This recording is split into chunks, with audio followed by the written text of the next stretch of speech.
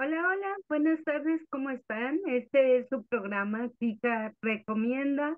Vamos a estar con esta gran psicoterapeuta Patricia Maciel.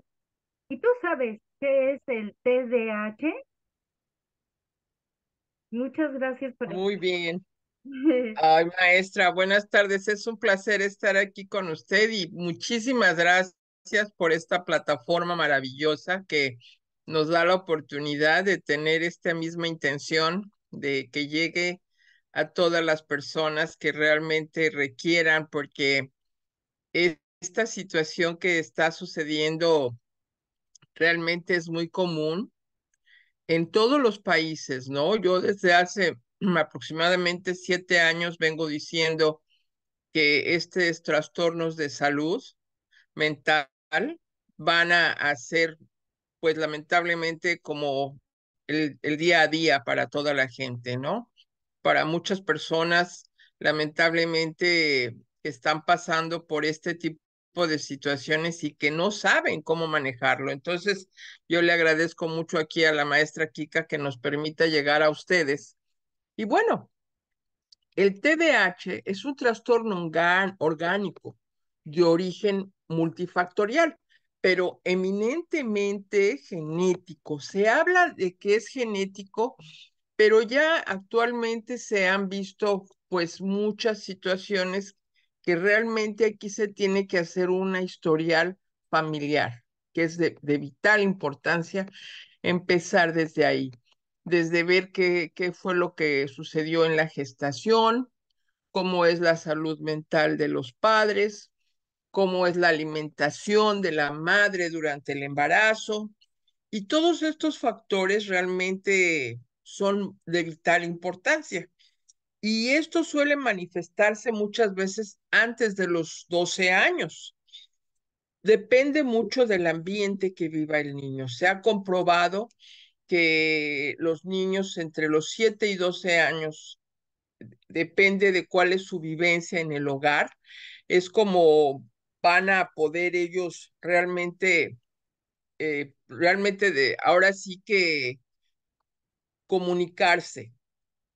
Entonces, realmente aquí la intención de que ustedes puedan tener una orientación y que realmente podemos accesar a múltiples cosas antes de medicar a los niños. Aquí realmente yo soy muy cuidadosa en este sentido de la medicación en los niños, porque lamentablemente eh, es la situación que los padres siempre son más fácil para hacer, ¿no? De medicar a los niños, ¿no? Porque es una manera de quererlos tener tranquilos, pero realmente los que provocan toda esta situación, pues son los padres por el medio ambiente en que el niño esté desenvolviéndose. ¿Qué tipo de alimentación tiene el niño? ¿Qué tipo de manejo emocional hay en el hogar? Entonces, es muy importante ver porque todo esto está comunicado también con lo que es la cuestión gastrointestinal. Si hay un problema de tipo gastrointestinal, obviamente puede derivar también en esta situación de hiperactividad en los niños. Dígame, maestra, ¿me quiere usted comentar algo? Adelante, por favor, maestra. Yo estoy enviándoles a todos de que ya iniciamos con este gran tema que es TDAH. Eh, Claro como, que sí. como usted lo Muchísimas menciona. gracias. Sí, es muy importante que ojalá que le mandemos este link a varias personas, porque muchas veces las personas no saben cómo reaccionar, cómo actuar cuando un pequeño tiene una situación de TDAH. Porque la neuroquímica del cerebro con TDAH es diferente. Un punto en común entre los datos de modelos genéticos, neuroimaginológicos, neurofarmacológicos y de animales sugiere que varios de los sistemas de los neurotransmisores, dopaminérgico, noradrenérgico, serotogenérgico y posiblemente sistemas nicotínicos, colinérgicos están relacionados con la patofisiología del TDAH. Entonces, proporcionadas alteradas de varios compuestos de creatina, compuestos de colina, de acetil-aspartaco y ácido glutamino y glutamina, un regulador de la dopamina, han sido reportados en estudios espectroscópicos preliminares. ¿Cuáles son las causas de las supuestas disfunciones? El TDAH es altamente hereditario. Muchas veces los padres no se dan cuenta de que este puede ser un factor de tipo hereditario. ¿Por qué? Porque hay ocasiones en que los adultos tienen esta situación de un TDAH o una situación de dislexia. Aquí también les voy a hablar un poco del TDAH en los adultos, pero una sistematización hecha recientemente ha confirmado entre varios factores de riesgo medioambientales el posible parto prematuro, consumo de tabaco durante el embarazo y cuáles son las trayectorias del desarrollo de las anomalías cerebrales. Entonces, un reciente estudio longitudinal reportó un retraso en la maduración del cerebro en individuos con TDAH cerca de los 3 años. El TDAH persistente fue caracterizado por una trayectoria de desarrollo desviada, mientras que la remisión tendía a estar asociada con la normalización de déficits anatómicos. ¿Cómo están relacionadas las anomalías de conectividad estructurales y funcionales? ¿En qué etapa del desarrollo surgen y se manifiestan claramente las interrupciones en las redes neuronales? Es posible identificar factores genéticos con pequeños efectos si se consideran en conjunto muestras amplias. ¿Cuáles serían los fenotipos relevantes para tales enfoques a gran escala? ¿Cuáles son los roles de los factores? ¿Cuáles son los roles de los factores genéticos más allá de poliformismos nucleóticos únicos? Un estudio reciente encontró un aumento en la variación del número de copias en el TDAH, en CNBS. Estas variaciones en la estructura del ADN, tales como inserciones, deleciones y duplicaciones, ocurren frecuentemente en la población, pero su importancia clínica específica es un tanto incierta. ¿Cómo es posible entender mejor las interacciones de los genes y las variables medioambientales, biológicas y psicosociales?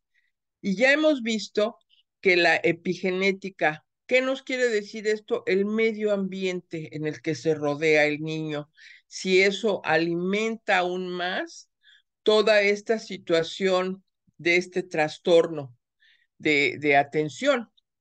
Entonces, ¿cuáles son los potenciales beneficios de intervenciones patofisiológicas? Por ejemplo, el neurofeedback y en un menor grado simulación magnética transcraneal. Se presentan como enfoques interesantes, aunque se requiere, pues, de alguna manera tener el equipo adecuado, ¿no? Y aquí es algo muy interesante que nosotros manejamos, los equipos transcraneales, para poder mover la cuestión neuronal en los niños. Pero también yo sugiero mucho hacer terapia, por ejemplo, de gateo, hacer terapia de respiración con los niños. Es muy importante. La alimentación es una de las cosas primarias, primordiales. Si nosotros al niño le estamos dando azúcares, le estamos dando todos estos alimentos que realmente contienen altas cantidades de azúcar, claro, el niño va a estar hiperactivo. A mí me ha tocado ver papás que a veces a los niños antes de ir a dormir les dan un helado. Entonces es totalmente incongruente. Claro, el niño no va a poder dormir porque el cerebro, pues es como darle gasolina, ¿no? Es como darle gasolina al cerebro y está hiperactivo, Y aparte de eso, el tener a los niños con teléfonos, con las tabletas. Entonces, esto ha sido realmente muy determinante en la salud mental de nuestros hijos. Ahorita es un llamado que yo, por favor, les suplico que ustedes vean la manera de que los niños no tengan un manejo de celulares o de tabletas por lo menos 3 horas antes de irse a dormir. ¿Por qué? Porque todo esto estimula toda esta cuestión neuronal. Entonces, si los niños tienen esta estimulación, va a ser muy difícil para los niños conciliar el sueño. Y yo les quiero decir, yo de niña, por ejemplo, tuve problemas de insomnio desde los 9 años. Entonces yo misma me preguntaba, ¿no? ¿Qué me estaba pasando a esa edad? ¿Por qué yo no podía dormir? Entonces, con el paso del tiempo, yo tuve un problema de hipoglucemia. Entonces ahí estaba un factor muy importante que quizás en ese entonces no se manejaba de la manera que se puede manejar actualmente. Entonces ya estaba hablando mi metabolismo de una intolerancia a la insulina. Entonces, por eso precisamente quiero comunicar esto ahorita que estamos pues con esta situación de la alimentación que es realmente muy complicada a veces para los padres, porque los padres trabajan, porque los padres están ocupados y yo entiendo totalmente, pero aquí es importante y de vital importancia de quitar el azúcar a los niños, porque a mí me tocó ver una ocasión a una nena que tenía 4 años en ese entonces, le tuvieron que quitar toda la dentadura, porque la niña notablemente era que no se lavaba los dientes, que comía demasiados dulces. Entonces, a mí desde ese entonces realmente me alarmó cómo tiene este factor que ver, ¿no? Y ahí es otro punto que les quiero anotar, el que los niños se laven los dientes por lo menos 3 veces al día. ¿Y por qué? Y no con pastas de flúor, por favor. Ustedes pueden hacer una pastita de dientes con un poco de bicarbonato, un poco de aceite de coco, y los niños pueden lavarse los dientes con eso perfectamente. ¿Por qué? Porque el flúor va a alterar también la cuestión neuronal. Entonces, es muy importante que cuiden que los niños tengan realmente una función intestinal adecuada, porque básicamente cuando una persona está enferma, un niño está enfermo, no está enfermo, está intoxicado. Esa es la situación, porque nosotros nacemos sanos, pero lamentablemente hay muchos niños, claro, que ya nacen con algún déficit porque tuvo mucho que ver toda su gestación, pero es de vital importancia el que veamos cómo estamos alimentando a nuestros niños, qué aseo dental tienen ustedes. El otro día, hace unas semanas, vi a mi hija menor y me dice que el dentista le dice que qué maravilla que tiene una excelente dentadura. ¿Por qué? Porque en ese sentido procuré siempre que ellas tuvieran una dentadura sana, porque de ahí parte la digestión. O sea, eso es algo que las personas no saben y tanto adultos como niños es recomendable que laven la dentadura por lo menos 3 veces al día, porque ahí se acumulan bacterias. Y ahí empieza el desorden en toda la cuestión de nuestro metabolismo. Si nosotros no tenemos una dentadura sana, es un foco rojo que tenemos que alertarnos de qué estoy comiendo, qué estoy pensando, cómo estoy digiriendo lo que estoy viviendo en mi entorno. Todo eso tiene una gran influencia. Maestra, ¿tiene usted alguna acotación? Estaba tocando un tema muy interesante que es el flúor. ¿Nos puede explicar, por favor, por qué es tan importante que los niños no empleen flúor? Y de hecho tampoco los adultos lo deberíamos de utilizar, ¿verdad? Sí, el flúor realmente es muy, muy malo para la dentadura porque realmente trae muchas contraindicaciones a nivel neuronal, ¿no? Que realmente, lamentablemente, en la cuestión de los dentistas no lo manejan porque pues tienen la tarea, ¿no? De hecho, también los enjuagues, ¿no?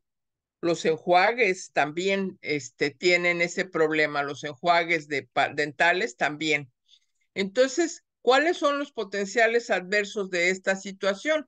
Bueno, aquí es muy fácil decir que los fluoruros pueden producir efectos dañinos en los seres humanos. Ingestiones prolongadas, moderadas o excesivas de flúor pueden ocasionar una cosa que se llama fluorosis, que es una intoxicación crónica que afecta principalmente los tejidos óseos y esto incluye la glándula pineal, ¿no? Entonces, esto va a afectar toda la cuestión ósea y lamentablemente es conveniente reactualizar las potencialidades. Ahora sí que toda esta toxicidad que tiene el flúor es importante que lo manejemos desde el punto de vista positivo. Vamos a hacer una pasta de dientes con un poco de bicarbonato, con aceite de coco, y este es lo que puede realmente ayudarnos, ¿no? Porque entre niños de 11 y 13 años residentes en comunidades que recibían agua óptimamente fluorada, porque el agua está fluorada también, y también en zonas en las cuales se utiliza alimentación suplementada con flúor, por ejemplo, aquí en Estados Unidos, se ha señalado que el uso de pastas dentales fluoradas con formulación para adultos puede provocar hasta un 72% de casos de fluorosis dental en los niños. Entonces, si realmente hacemos un poco de conciencia de los efectos dañinos que tiene el flúor, realmente es importante que nosotros estemos en este sentido con esta conciencia para evitar que sufran daños el sistema óseo, porque ya desde muy niños hay niños que ya tienen problemas de osteoporosis, o diferentes tipos en cuestiones óseas. Pero aquí es una invitación que si el flúor tiene efecto mutagénico en el feto también, ¿no?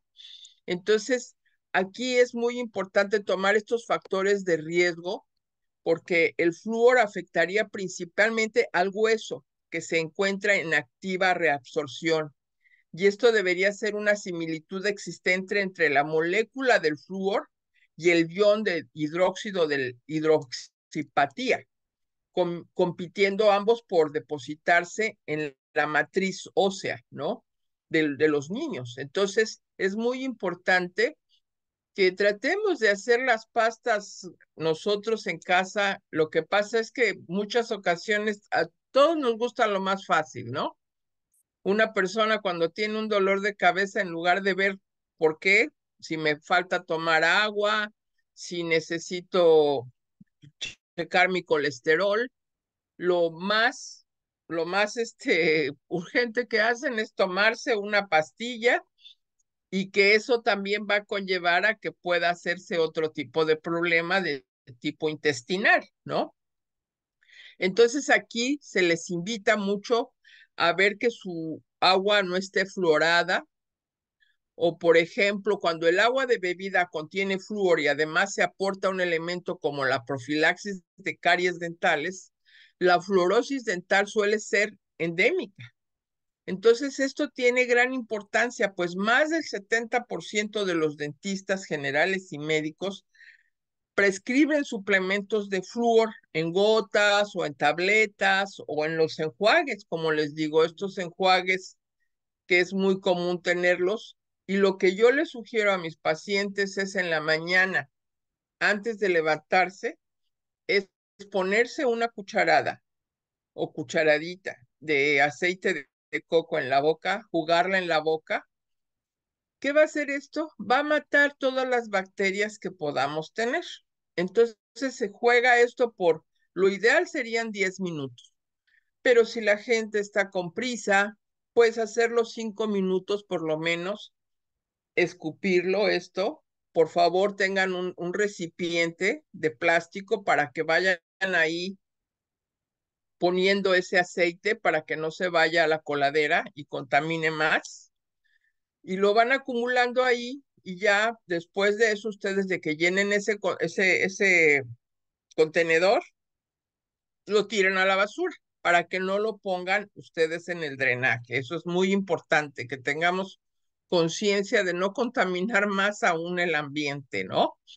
Y después se pueden lavar los dientes con el aceite de coco, tratar de que esté diluido el aceite, lo pueden dejar afuera del refrigerador, que esté líquido, y se lavan los dientes con un poquito de bicarbonato, y eso es lo mejor que pueden ustedes hacer para tener un aseo adecuado bucal.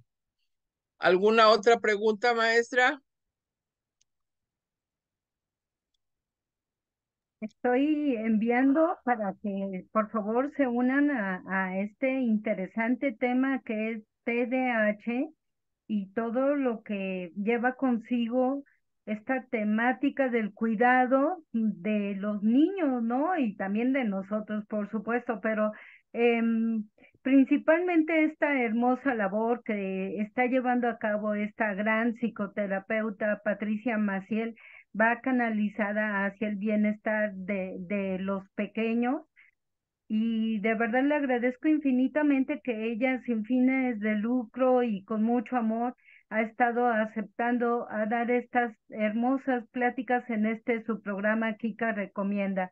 Maestra, me gustaría agradecerle a todos los que nos están haciendo favor de estar con nosotros, Mari Carmen, Adriana Victoria, doctor Carlos Lara, Enedina Cepeda, Fanny Jacome, iPhone, Isis, José Luis Sánchez, María Lara, Miriam, muchísimas gracias por su presencia. Adelante, maestra, por favor.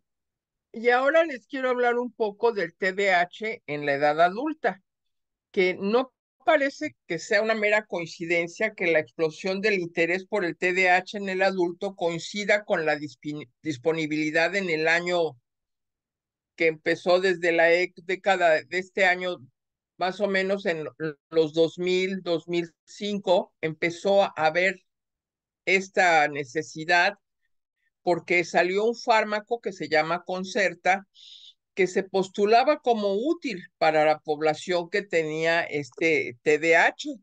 Entonces, no obstante, y con la necesaria cautela científica, es preciso atender que a la investigación sobre el tema que nos ocupa. Si el TDAH es una condición que se presenta en la infancia y que se corresponde con el funcionamiento cerebral alterado, deficitario o diferente a lo normal, no cabe pensar en tal alteración que desaparezca sin cumplirse cierta edad. O bien se adapta o bien persiste, pero algo debe suceder con las personas que presentaron alteraciones de conducta de base cerebral a medida que se consolida su desarrollo. Aquí vamos a ver algunos criterios diagnósticos que cuando empezó a considerarse la persistencia del TDAH en edades adultas, la primera cuestión que se suscitaba era la siguiente: ¿mediante qué criterios podría diagnosticarse este trastorno? Las vigentes estaban pensados para clasificar síntomas presentes en niños, pero podían ser insuficientes o inadecuados para ser aplicados en personas de mayor edad. Entonces, ¿debería mantenerse la categoría en vigor o debería aplicarse una nueva que reflejara los distintos fenotipos de presentación del trastorno? Y algunos autores propusieron nuevos criterios para clasificar el comportamiento de los sujetos en una nueva categoría de TDAH del adulto.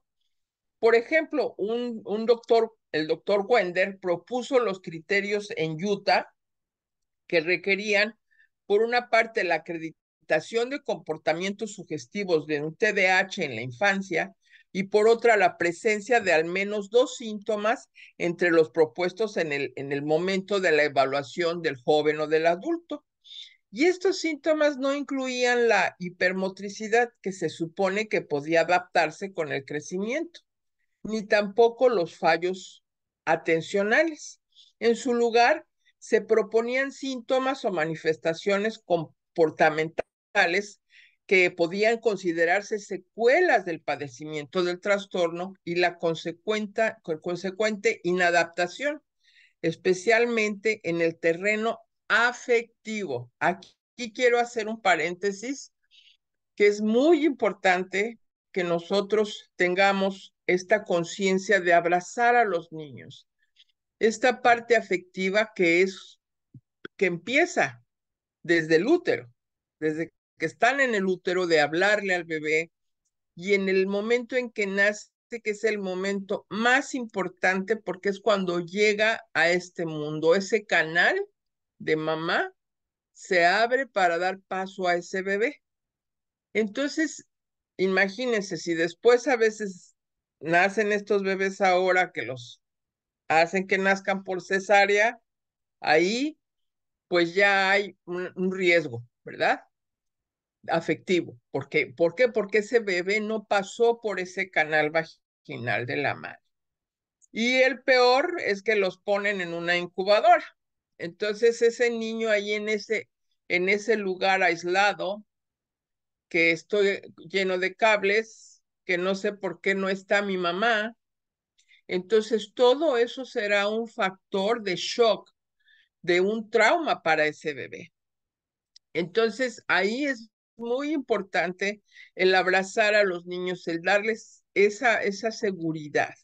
Y eso pasa cuando la madre amamanta. La madre está amamantando y no solamente es importante ese alimento que va a dar mamá, sino la seguridad que tiene ese bebé al sentirse abrazado.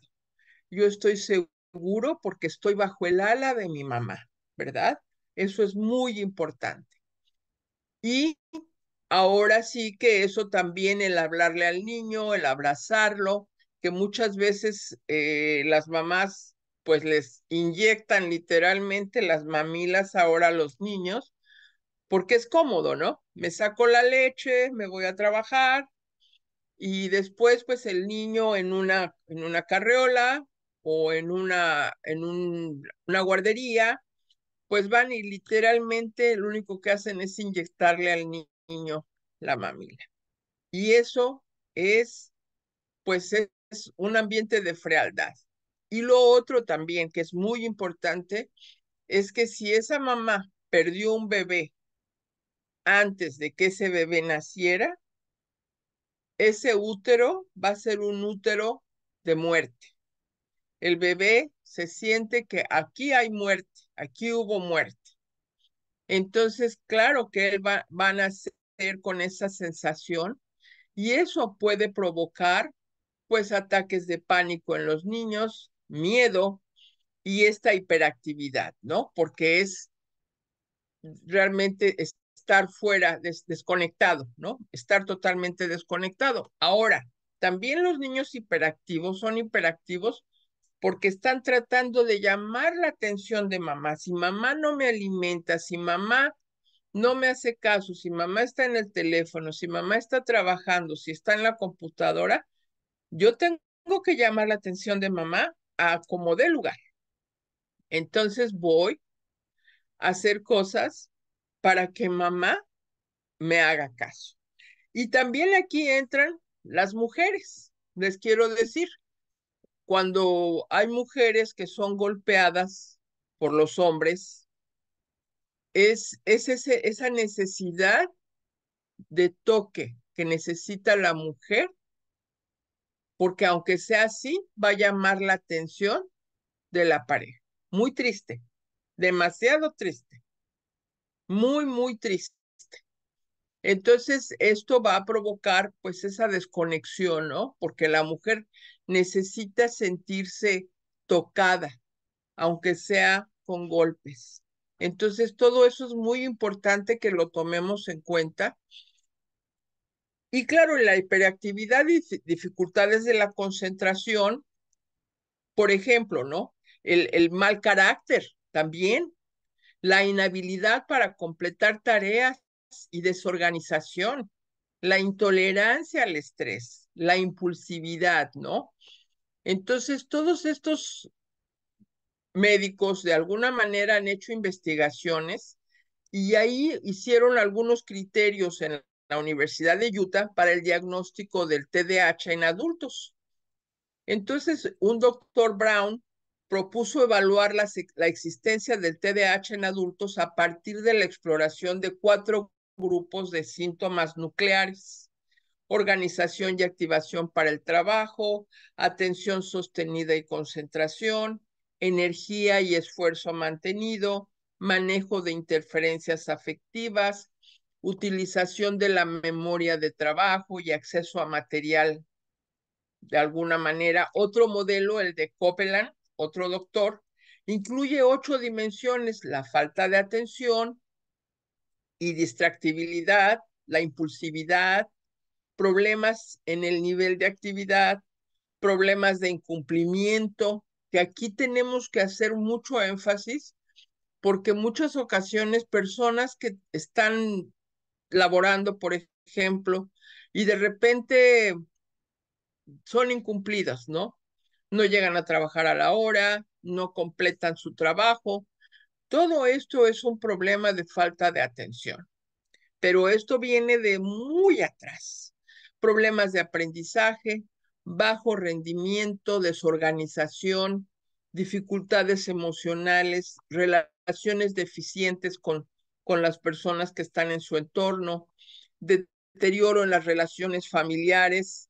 Entonces, aquí es muy importante que nosotros tengamos esto en cuenta. Yo no sé, en alguna conferencia les mencioné que aquí a un señor que conozco, hasta los 50 años, se dieron cuenta de que él tenía un desorden, pero hasta los 50 años, imagínense cuántas veces él no fue al médico y realmente no le habían detectado nada y lo único que hacían pues era medicarlo, hasta que se topó, gracias a Dios, con un médico que pudo hacerle diferentes exámenes y se dio cuenta de qué tipo de desorden tenía.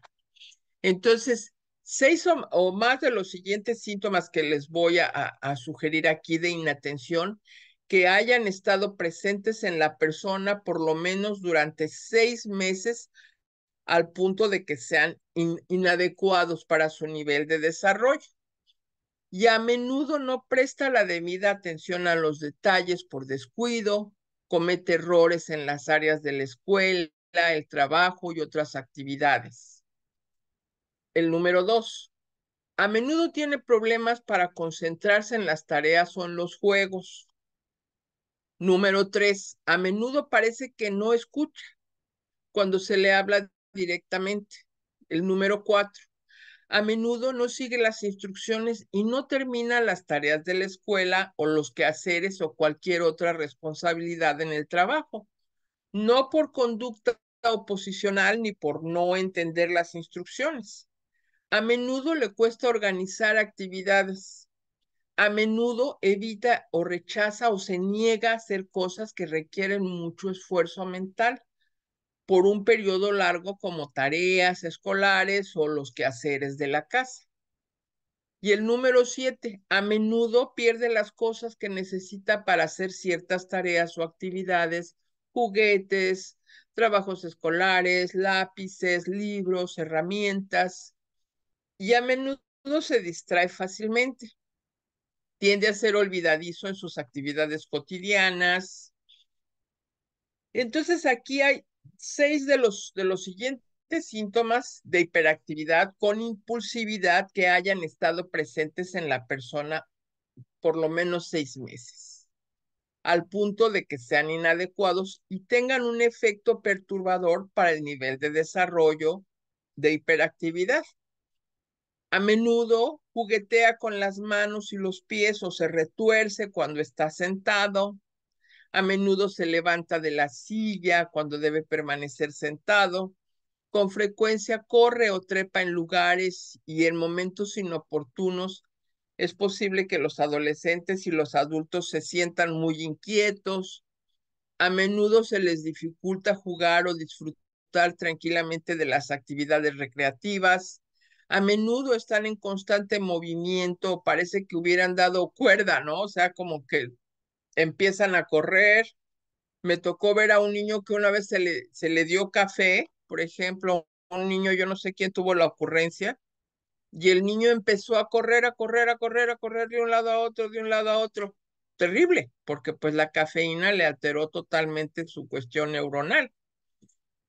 Y en ocasiones habla demasiado también. Y la impulsividad. A menudo suelta una respuesta sin haber oído toda la pregunta. A menudo le cuesta esperar su turno. A menudo interrumpe al que esté hablando o se intromete con los demás. Irrumpe bruscamente en las conversaciones, en los juegos. Y entonces aquí el criterio es algunos de los síntomas que causan alteraciones se presentaron desde los 7 años de edad. Y el criterio siguiente es algunas alteraciones producidas por los síntomas ocurren en dos o más entornos, en la escuela, en el trabajo, en la casa. Y el siguiente criterio es, debe de haber clara evidencia de una alteración clínicamente considerable en el funcionamiento social, escolar o laboral.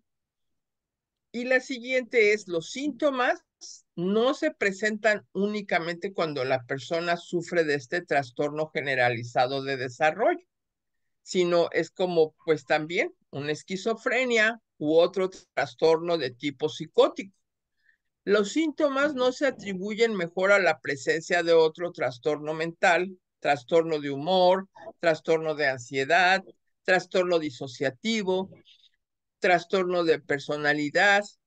Y con base a estos criterios, identifican, por ejemplo, en los últimos 6 meses, si han alguna combinación de estos criterios que yo les proporcioné, o si es una cuestión predominante en los últimos 6 meses, o si es también es muy predominante, impulsiva, esta hiperactividad impulsiva, ¿no? Entonces, aquí ninguna de estas situaciones encontró apoyo en los trabajos de investigación, lamentablemente. Como se observa, el diagnóstico requiere más criterios que la mera existencia de signos o síntomas de hiperactividad. Entonces, yo personalmente trabajo mucho con la hipnosis. Trabajo mucho con la hipnosis con mis pacientes.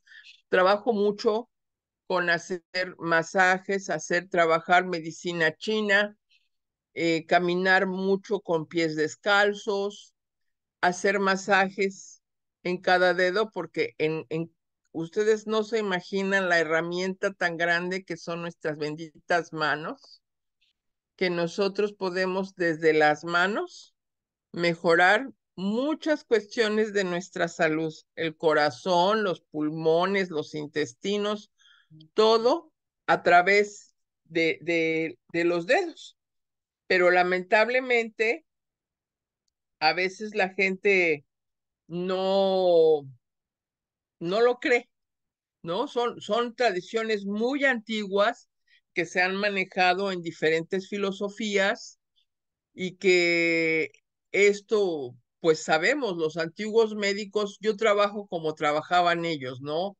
Haciendo un diagnóstico por la lengua, haciendo un diagnóstico por los ojos, viendo la tonalidad de los dedos, de las manos, de la cara. Todo eso va a tener una gran ayuda para poder ver qué tipo de salud tiene el paciente.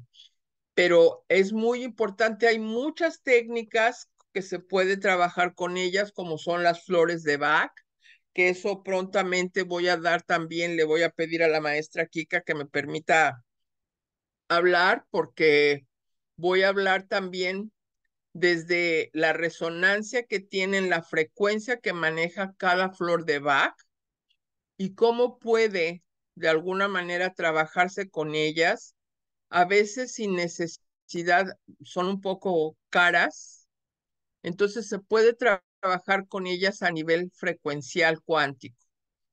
Pero yo aquí les quiero pedir que si ustedes saben de alguien que tenga un trastorno de hiperactividad de un niño, el cerebro busca organizarse, ¿no? El cerebro siempre le gusta el orden, la organización, el control en todos los aspectos de la vida. Entonces, el orden revela un cerebro más organizado desde nuestra apariencia física. Y otra cosa con la que yo trabajo es la respiración. Yo personalmente, yo todo lo que les comunico, antes lo pruebo yo, porque quiero saber si realmente funciona. No es porque me lo comunicaron o porque lo enseña un maestro o un doctor, sino a mí me gusta comprobar personalmente porque les quiero decir, nuestro cuerpo es una galaxia total. Entonces está dentro de nosotros una galaxia que nosotros podemos hacer que vibre adecuadamente y que funcione nuestro cerebro. Con la meditación, por ejemplo, yo he trabajado mucho con la meditación, con la respiración, y realmente a mis pacientes les ha dado un excelente resultado. Han cambiado mucho su modo de vida, su caracterología en cuanto a su sistema nervioso, y es algo que yo les recomiendo mucho: hacer meditación, caminar en el pasto, masajear mucho los pies, masajear mucho las manos, porque lamentablemente estamos, ahorita estamos viviendo en un momento en que siempre estamos a la defensiva, estamos siempre alerta. Entonces, si nosotros logramos apaciguar un poco este sistema nervioso, que tenemos un sistema pasivo y uno activo, si nosotros realmente llegamos a tener un equilibrio en nuestros dos hemisferios, nuestra salud va a ser óptima.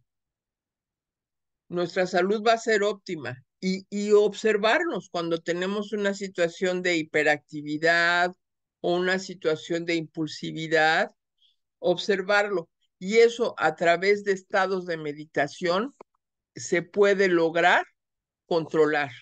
Observarnos, ver cuando las personas tienen estados alterados de conciencia, de que están hiperactivos, el buscar, el reducir esa actividad cerebral a través de respiraciones, a través de meditación, y es algo que yo les motivo, porque hay que enseñarle al cerebro quién es el que manda. Yo les digo siempre que tenemos millones de changos dentro, pero nosotros le tenemos que decir al cerebro y a todos esos changos que nosotros somos el jefe. Y entonces el que podamos ver como si fuéramos una abeja, ¿no? Una abeja que va a posar su elixir en las flores. Entonces, el que nosotros podamos posar en todas esas neuronas cerebrales ese elixir, ¿de qué? De ese oxígeno que nosotros le podemos proporcionar a cada una de nuestras neuronas. Porque como les digo, tenemos una galaxia entera en nuestro cuerpo, pero si nosotros la alimentamos mal, esa galaxia, si le ponemos malos pensamientos, corajes, actitudes negativas, por supuesto, y el medio ambiente nos lo va a refractar, ¿no? Porque todo es una proyección. Por eso en la tradición maya se habla in la quech, tú eres yo y yo soy tú, ¿no? Entonces, si nosotros realmente nos proponemos y no dejamos que los demás nos lleven a su tormenta, porque eso es muy fácil de que las personas lo quieran a uno llevar a su tormenta, ¿no? Entonces, uno debe de volar más alto para que todos esos trastornos que nos quieren provocar el entorno a veces, salirse de eso. ¿Cómo? Meditando, tomando agua, haciendo ejercicio. Y ustedes pueden ser los mejores. ¿Quién no ha admirado a Pelé o a Ronaldo? Todos esos hombres llevan una gran disciplina. Entonces nosotros tenemos que aprender a eso, a tener disciplina con nuestro cerebro. Si nosotros lo disciplinamos y le decimos al cerebro, yo soy quien mando, y que diario verse al espejo ustedes y decirse que se aman, porque eso va a ir directamente a ese cerebro y él va a saber que realmente está siendo valorado y está conectado esta parte de nuestro físico con nuestro cerebro etérico, que es muy importante. Entonces, es un hecho, por ejemplo, que los colores rojos estimulan, los amarillos distraen, por ejemplo. Los grises y negros cansan en relación con nuestros niveles de atención. Pero ojo, hay que considerar que algunos riesgos de una estimulación fotónica a nuestro cerebro, no todas las estimulaciones y frecuencias pueden ser positivas, así como tampoco todos pueden ser candidatos a recibir la estimulación con luz. Puede, por ejemplo, en la alimentación, yo les digo que cuando necesitan tener energía, coman muchos alimentos rojos, ¿verdad? Porque es una manera de que se va a estimular toda esa cuestión neuronal. Pero si yo me quiero calmar, voy a comer cosas verdes, ¿no? Voy a comer manzanas verdes, cactus verdes, peras, todo lo que sea verde para que tranquilice todos mis sistemas, la cuestión cortical, ¿no? Y también aquí algo que les quiero hablar mucho de que esta parte de ansiedad, cuando la gente tiene mucho rencor, mucha venganza, muchos deseos de venganza, la convivencia de la interpretación de las conductas, la calidad de los apegos, ¿no? El estado de ánimo, incluso el cansancio y el hambre son la base inevitable de estas interpretaciones o de malos entendidos, ¿no? Hay personas que cuando están con hambre son muy intolerantes, ¿no? ¿Por qué? Porque están dejándose llevar por esa parte de tener apetito y algo que muchas veces las personas se equivocan es de que dicen sentir hambre y lo que realmente están sintiendo es sed. Sienten movimientos peristálticos y dicen tengo hambre. No, el cuerpo está pidiendo agua. ¿Y qué es el agua? Pues oxígeno. Entonces, algo aquí que yo les invito mucho, que estos mecanismos neuronales de también de perdonar, ¿no? Porque esto activa sistemas cognitivos que van evolucionando para abordar estos desafíos que tenemos en la vida y las dificultades sociales. Ahorita se ve mucho resentimiento a nivel de la sociedad y realmente es algo que nosotros tenemos que observar, ¿no? Cómo estoy sintiéndome, cómo siente mi cuerpo, cómo siente mi cuerpo cuando hay una emoción negativa. Entonces, cuando nosotros estamos enojados con el otro, nuestro cuerpo es impresionante cómo reacciona y cómo se maneja y cómo responde, ¿no? Tan es así que a muchas personas les puede dar pues una parálisis facial, les puede dar un derrame cerebral por un coraje muy fuerte, ¿no? Entonces, cuando se tiene culpa, vergüenza y remordimiento, se suele pedir más perdón. Y de esta manera, el perdón tiene factores neurológicos y psicológicos que buscan disminuir la tristeza y la hostilidad. El principal miedo que se tiene al ofrecer una disculpa es que la otra persona se aproveche de esa vulnerabilidad y desoiga las disculpas, lo cual puede ser contraproducente e incrementar la sensación de odio.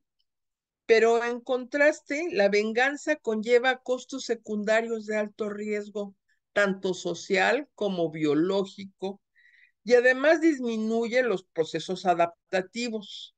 Las represalias disminuyen por completo la interacción social, disuelven los vínculos afectivos. Yo supe que mucha gente durante la situación que pasó hace 3 años, que no quiero ni mencionarla, pero todos sabemos, muchas familias se separaron, hubo unas fracturas muy fuertes. Entonces ahí se veía la fragilidad del amor. Entonces no era amor, ¿no? Entonces aquí tenemos que ver, porque los humanos estamos acostumbrados, o sea, yo te quiero si tú me quieres.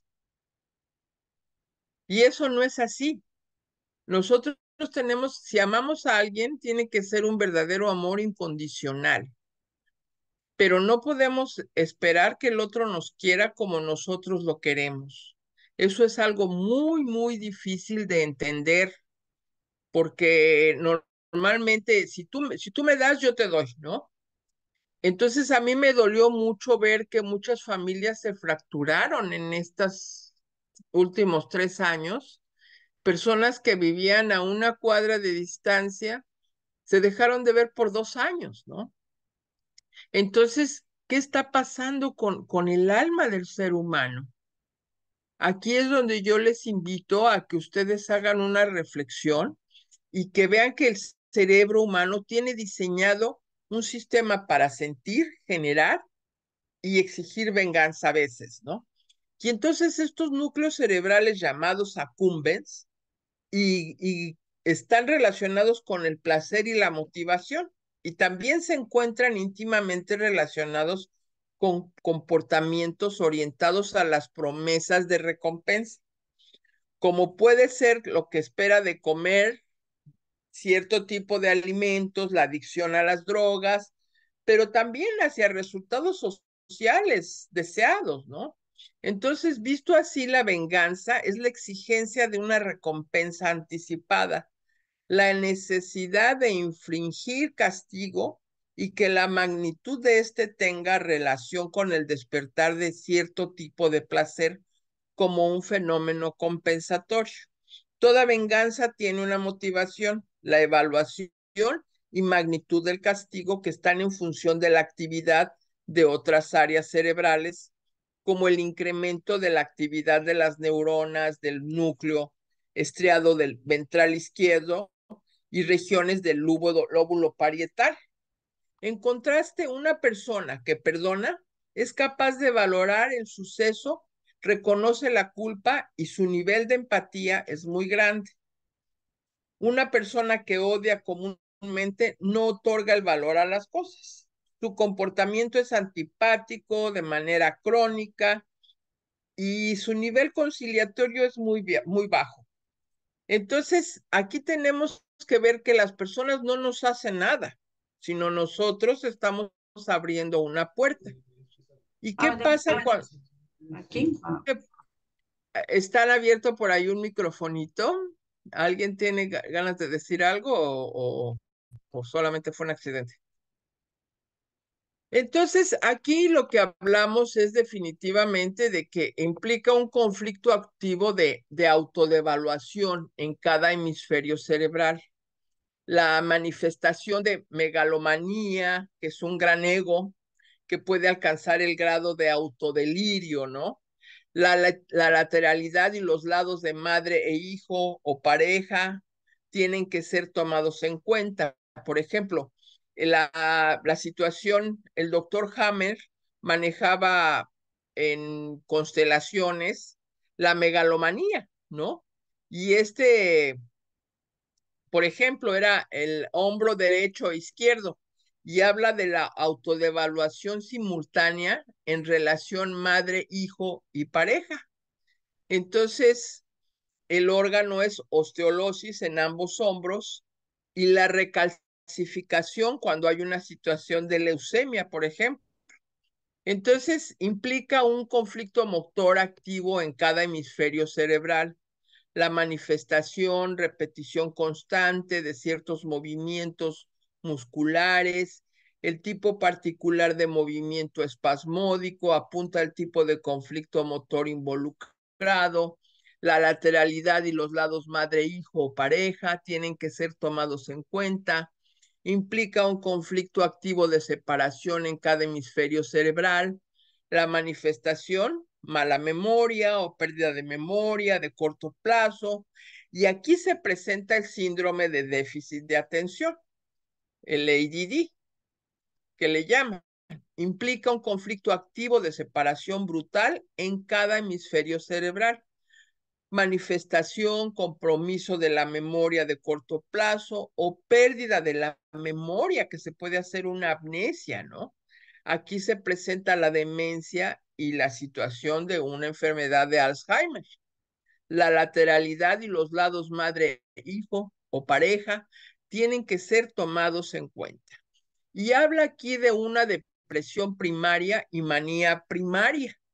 Una persona puede sufrir de manía o de depresión solamente cuando el conflicto involucra uno de los dos hemisferios cerebrales temporales en la corteza, que es en el lado derecho el miedo territorial, la pérdida territorial, el enojo territorial o marcaje territorial en el lado izquierdo, el conflicto de susto, miedo, conflicto sexual, conflicto de identidad, el conflicto de marcaje territorial femenino, el que la persona se torne depresiva o maníaca, se encuentra determinado por el sexo, la lateralidad y por el estado hormonal.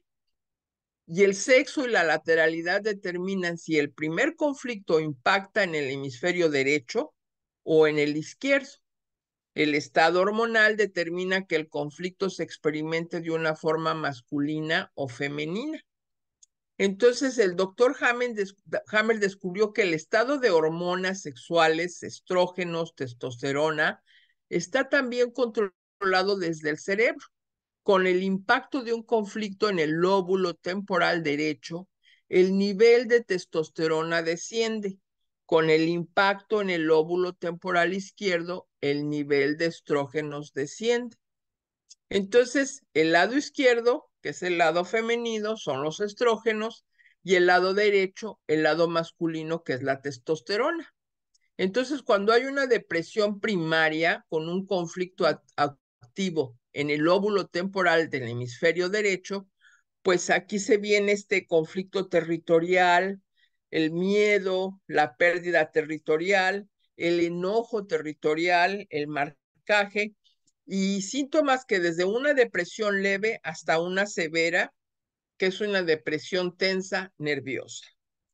¿Quién puede deprimirse? Un hombre diestro con un sistema hormonal normal se deprime con su primer conflicto territorial, o una mujer zurda con un estado hormonal normal que sufre un conflicto femenino de susto, miedo, conflicto sexual, conflicto de identidad, conflicto de no poder marcar en los límites internos, la regla biológica. Una mujer zurda responde a un conflicto femenino en el hemisferio cerebral derecho y como resultado del impacto en el lado masculino, la testosterona desciende. Una mujer zurda con su primer conflicto en la corteza temporal se vuelve doblemente femenina, mientras que una mujer zurda se encuentra en actividad de conflicto con su conflicto femenino, estará deprimida.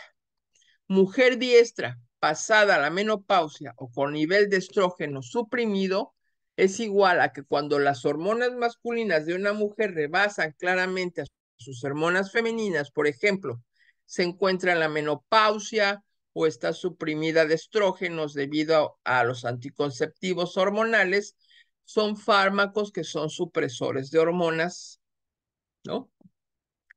Cuando el nivel de estrógenos de una mujer diestra está suprimido, su lado femenino se cierra a más actividad. Con los cambios hormonales, su identidad biológica cambia.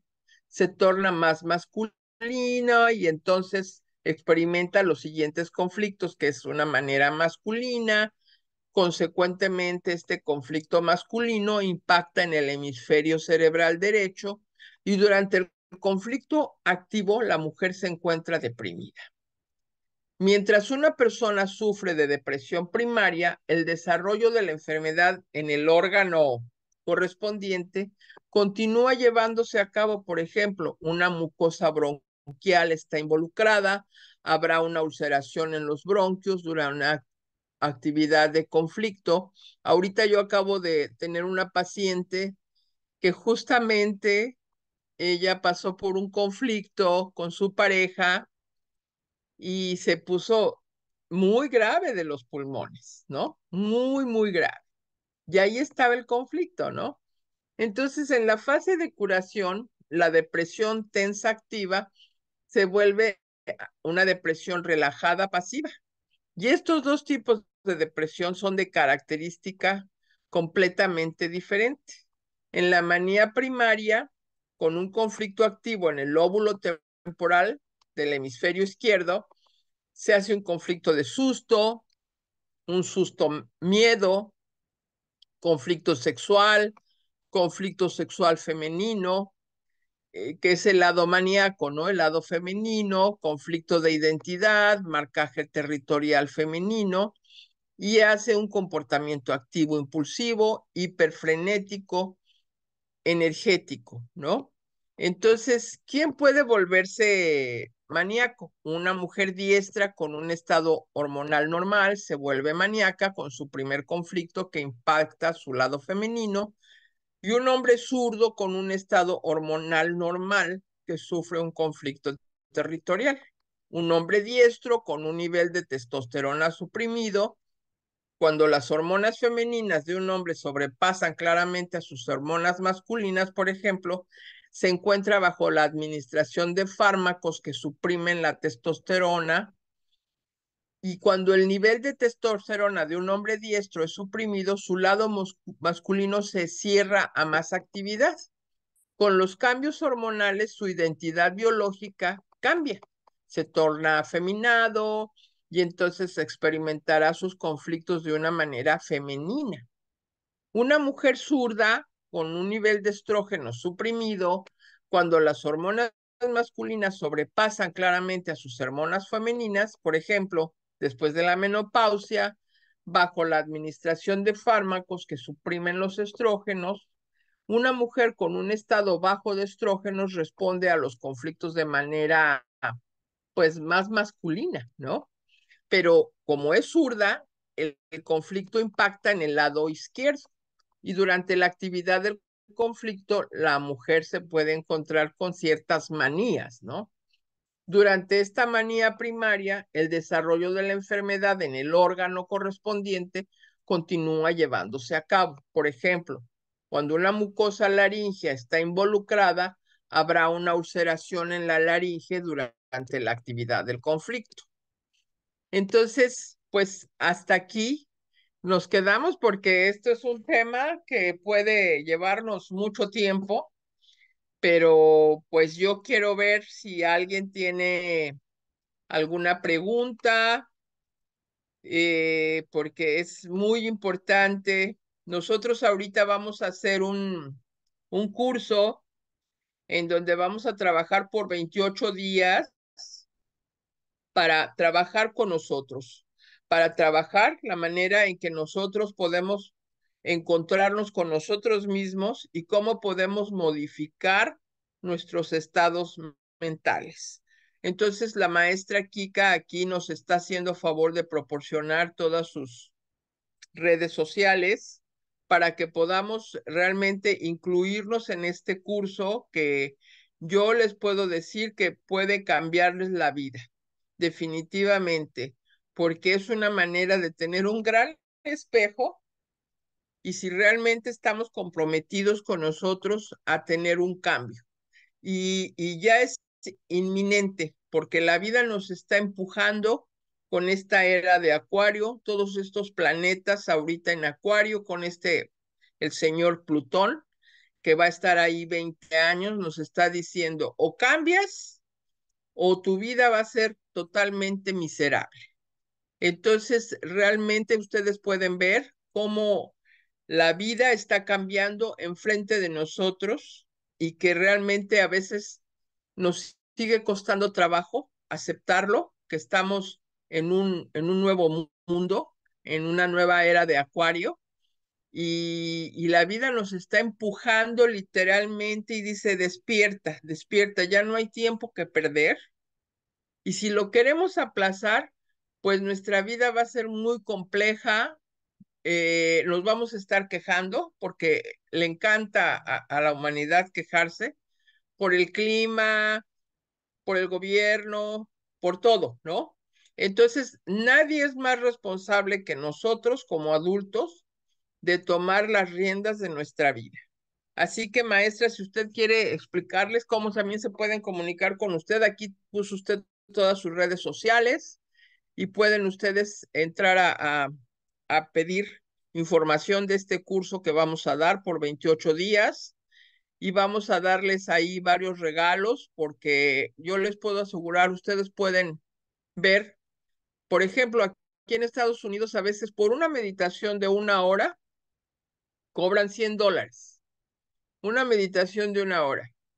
Y muchos de los científicos que hay actualmente se están, pues, portando la gloria de que ellos han inventado cosas, pero todo esto viene de la cuestión tribal, ¿no? Esto es de tribus, como son las tribus de aquí de Estados Unidos, que me siento muy bendecida de ser parte de ellas. Yo soy mujer medicina en la tribu Lakota y viene de las tribus, ¿no? El doctor Hellinger, por ejemplo, se fijó en la tribu de África, el doctor Gabor Maté, él, su maestro fue un maestro, un doctor Lakota.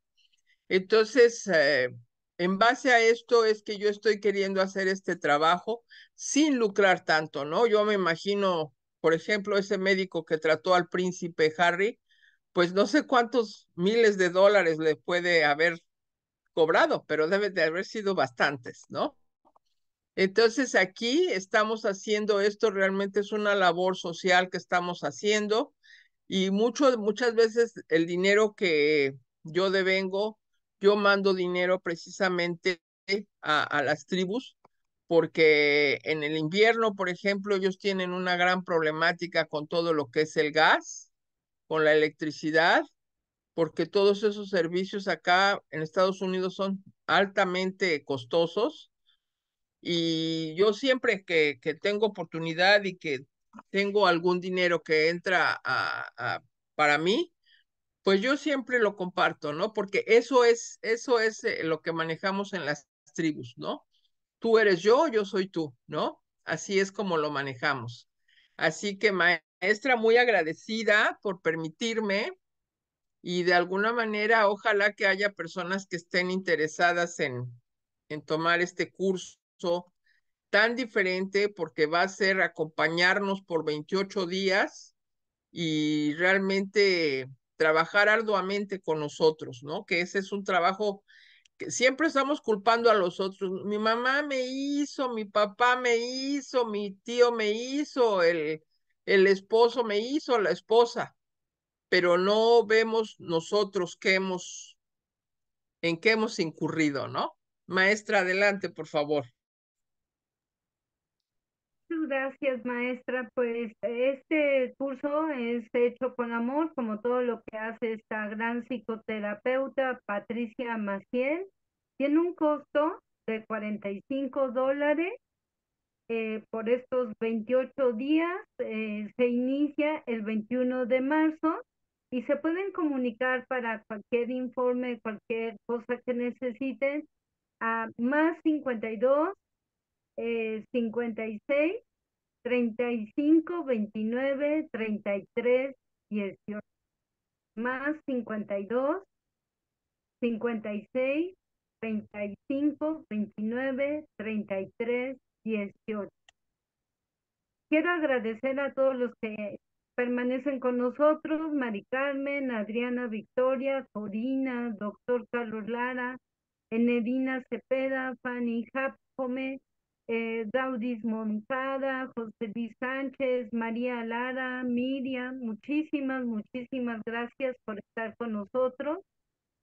Y realmente este programa, su programa, Kika Recomienda, está por cumplir 3 años gracias a ustedes, gracias a que nos han seguido, como lo ha hecho el doctor Carlos Lara, que siempre está aquí apoyándonos. Le agradecemos su presencia y a todos ustedes. Muchísimas gracias por estar con nosotros. Adelante, maestro. Muchísimas gracias, realmente le agradezco muchísimo. Y aquí tenemos muy claro, ¿verdad?, de que ya viene la primavera, es un nuevo tiempo en donde cada día nos debemos de acordar precisamente cómo los antepasados veneraba, ¿no? Esta parte de la primavera, el nuevo mundo, ¿no? En la llegada, que es que cuando realmente nació el Maestro Jesucristo, que él nació con la primavera, de ahí a esta parte de los peces en la religión cristiana, y darnos la oportunidad de un nuevo amanecer y realmente el compromiso con uno mismo, ¿no? Y si nosotros mejoramos, se hace como un efecto dominó, que todo alrededor se va mejorando en nuestra vida. Así que ojalá que esta parte que les comenté del TDAH, ustedes sean bien honestos y si tienen algún familiar, si tienen a alguien cercano, no nada más es ir y medicar a los niños o los adultos. Hay muchas maneras, bendito Dios, de poder mejorar estas situaciones y de reeducar a nuestro cerebro, porque es una pieza maravillosa que tenemos, nuestro cerebro bendito. Y no nada más, una cosa es la mente y otra cosa es el cerebro. Son cosas diferentes. Pero prontamente vamos a dar algunas otras cosas ahí, como les decía, las frecuencias de las flores de Bach, para que ustedes puedan incluirlas y tomarlo en agua. Eso se pueden poner las frecuencias en agua y tomar diariamente como si ustedes estuvieran tomando estas flores de Bach, ¿no? Así que, maestra, muy agradecida por su atención y esperemos que muchas personas se quieran inscribir y realmente es muy económico este curso que estamos dando. La verdad es muy económico y es un cambio de vida. Eso se los puedo afirmar. Si no cambian su vida ustedes en 10 días, les hago su carta astral gratis. Por último, maestra, me gustaría que tocara un tema que está, pues de alguna manera relacionado con esto del TDAH y todas las enfermedades raras que se han presentado últimamente. ¿A qué se debe que hay cada vez más personas sin alma? ¿Qué nos puede hablar acerca de este tema y con eso concluir este programa? Bueno, lamentablemente la gente se está automedicando muchísimo, entonces está volviéndose la gente un poco resistente a todos los medicamentos. Y aparte de eso, tenemos esta cuestión, repito, de la alimentación. Yo les sugiero que por favor laven muy bien todos sus vegetales, que tomen mucha conciencia de lo que caminan, en dónde caminan, de lo que piensan, porque ya hay especies de patógenos, de virus que están apareciendo constantemente nuevos, porque cada vez se están mutando más y es natural, o sea, hay millones de años que hay virus y que muchos de ellos estaban dormidos, ¿no? Entonces, con este descongelamiento de la Tierra, todo eso se está volviendo a despertar y están mutándose, ¿no? Todos están tratando de sobrevivir, llamémoslo así. Y nosotros somos un estuche para que esas bacterias vivan dentro de nosotros. Pero de ahí está el que nos desintoxiquemos. Por eso yo hablaba al principio, y esa va a ser nuestra próxima charla, maestra, acerca de cómo es la desintoxicación de intestinos, que es algo muy importante. Nosotros debemos de desintoxicar nuestros intestinos por lo menos cada 6 meses, maestra, porque ya ahorita podemos, en el ambiente, nosotros podemos inhalar esas bacterias, esos virus, y nosotros ni nos percatamos, ¿no? En la piel. Entonces, esta desintoxicación que yo les quiero sugerir y que vamos a tener unos productos que va a tener la maestra allá en México, que de alguna manera van a servir para desintoxicar totalmente el cuerpo, mente y espíritu, ¿no? Y esto que les comento yo también de las flores de Bach. Y vamos a dar muy interesante, quiero dar, ese sí va a ser con un costo, va a ser un taller de cómo podemos trabajar con protecciones a nivel de códigos que no son los de Grabovoi, son diferentes, para trabajar con nuestros diferentes cuerpos. Así que, maestra, espero que haber respondido un poco la pregunta que usted me hizo. Claro que sí, muchísimas gracias por esta hermosa participación de esta gran psicoterapeuta Patricia Maciel. Muchísimas gracias, maestra.